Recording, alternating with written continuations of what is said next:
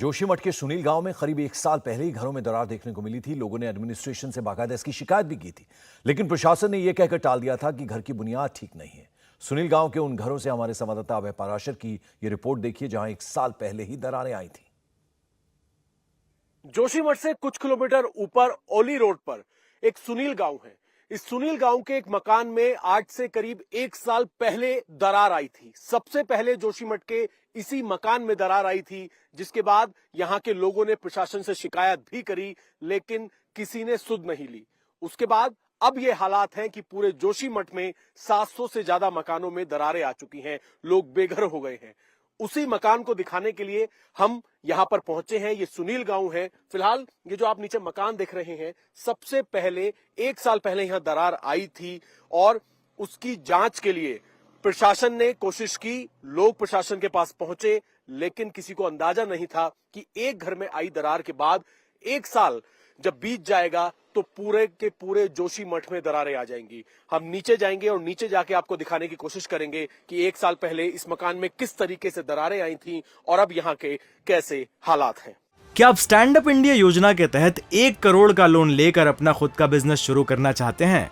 तो freedom app को download करें और इसकी पूरी जानकारी अभी प्राप्त करें। ओली रोड पर बसे सुनील गांव में 1 साल पहले 3 मकानों में अचानक से दरार आई थी। परिवार के लोगों ने प्रशासन से शिकायत की, लेकिन किसी ने सुध नहीं ली और आज 1 साल बाद ये हालात हैं कि पूरे जोशीमठ में ज्यादातर घरों में मोटी मोटी दरारें आ गई हैं, लोग बेघर हो गए हैं। ये तस्वीरें हम आपको दिखा रहे हैं। सुनील गांव जो है वहां का ये मकान है, जहां पर 1 साल पहले इस तरीके से दरार आई थी। पूरा का पूरा मकान जो है वो बीच में से क्रैक हो गया है।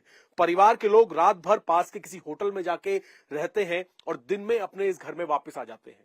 1 साल पहले अगर ध्यान दिया गया होता प्रशासन की तरफ से तो शायद आज जोशीमठ के इस तरीके के हालात नहीं होते। अंदर की तस्वीरें और भी ज्यादा चौंकाने और डराने वाली हैं। ये तस्वीरें आप देख लीजिए। 1 साल पहले जो दरारें आई थी इस घर में, आज वो और ज्यादा चौड़ी हो गई हैं और ज्यादा बढ़ गई हैं। पूरा का पूरा ये जो आप दीवार देख रहे हैं पूरी अलग हो चुकी है, मोटी मोटी दरारें आ गई हैं। और 1 साल पहले सबसे पहले इसी घर के अंदर दरारें आई थी। जो घर के मालिकिन है वो हमारे साथ मौजूद हैं। क्या नाम है आपका? जी, मेरा नाम अंजू सकलानी है। सबसे पहले कब दरार आई थी आपके मकान में? सर, हमारे घर में तो नवंबर 21 में आ गई थी दरार। 2021 से थोड़ा थोड़ा करके आने बैठ गई थी दरार। हमने शासन प्रशासन से हमने एसडीएम को वो दी, एप्लीकेशन दी। देखो, आप खुद देख रहे कि कपड़े डाल रखे हमारे दरारों में, अंदर बाहर साफ दिखाई दे रहा।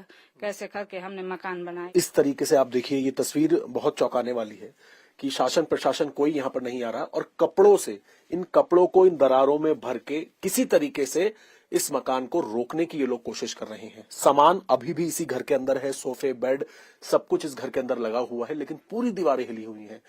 कोई भरोसा नहीं कि ये मकान कब ढह जाए। पीछे की तरफ की आप दीवार देखिए, सब कुछ अलग हो रखा है। लेकिन परिवार के लोग जो हैं उनका रोजगार सिर्फ जानवर, कृषि इनका रोजगार है और इनकी कोई सुध लेने वाला नहीं है। 1 साल से आप इसी तरीके से यहाँ पर रह रहे हैं? हाँ सर, हम इसी तरह, हम तो 6 तारीख से हुए उधर शिफ्ट होटल में। जब बड़े बड़े होटल में दरारें आई, जब उनकी सुनी प्रशासन, हमारी तो कौन सुध लेता। हम तो यहीं मर जाते अगर ऐसे ही रहता। तो आज धीरे धीरे तो इतना आप देख ही रहे कितना चौड़ा हो गए हो। हमारे बरसात से हमारे वो नहीं लग रहे, कुंडे नहीं लग रहे, खुले ही हैं दरवाजे। अभी भी हम सामान लेके कहाँ जाएंगे? ये सामान कहाँ फेंकेंगे? बाहर भी फेंकेंगे। मौसम बर्फबारी आ रही, यहाँ तो बारिश भी नहीं आती, सीधा बर्फ ही लगती। यहाँ कहाँ ले जाएंगे हम ये सामान? होटल में तो हमको 1 कमरा मिल रखा, 6 कमरों का सामान हम 1 कमरे में कैसे रखेंगे? तो अभी आपका घर कैसे चल रहा है? बच्चों को कैसे संभाल रहे हैं आप? ऐसे ही करके संभाल रहे। अभी तो गाय है, थोड़ा दूध उसी में चलता, हमारा रोजगार ही गाय है। क्या आप स्टैंड अप इंडिया योजना के तहत 1 करोड़ का लोन लेकर अपना खुद का बिजनेस शुरू करना चाहते हैं? तो फ्रीडम ऐप को डाउनलोड करें और इसकी पूरी जानकारी अभी प्राप्त करें। हम गाय को कैसे छोड़ सकते? अगर वो 1 कमरा बना के देंगे तो हम उसमें अपना रोजगार कैसे चलेंगे? हम बच्चों को कैसे पालेंगे? हमारे बच्चे गोपेश्वर में कमरा ले रखा, 5,000 तो हम 1 महीने का किराया वहाँ देते। ऐसे में 5,000 बोली सरकार की 4,000 महीने के देंगे। हम 5,000 खुद बच्चों को भेज रहे यहाँ से किराया के तौर पर। खाली किराया ही किराया, राशन पानी तो अलग है। कैसे करके हम बच्चों को पढ़ाएंगे, या तो हमारे बच्चों को वो नौकरी दे दे। विस्थापन की बात चल रही है, बोले विस्थापन की बात तो चल रही, पर अभी पता नहीं। तो देखिए इस तरीके के हालात हैं। परिवार के लोग 1 साल से इस मकान के अंदर इंतजार कर रहे हैं कि इन्हें कहीं विस्थापित किया जाए। 1 साल पहले सुनील गांव के अंदर दरारें आई थीं। इस घर के हमने आपको हालात दिखाए। एक नहीं बल्कि 3 ऐसे घर हैं जहां पर 1 साल पहले से दरारें आनी शुरू हो गई थी और अब वो दरारें और भी ज्यादा बढ़ गई हैं।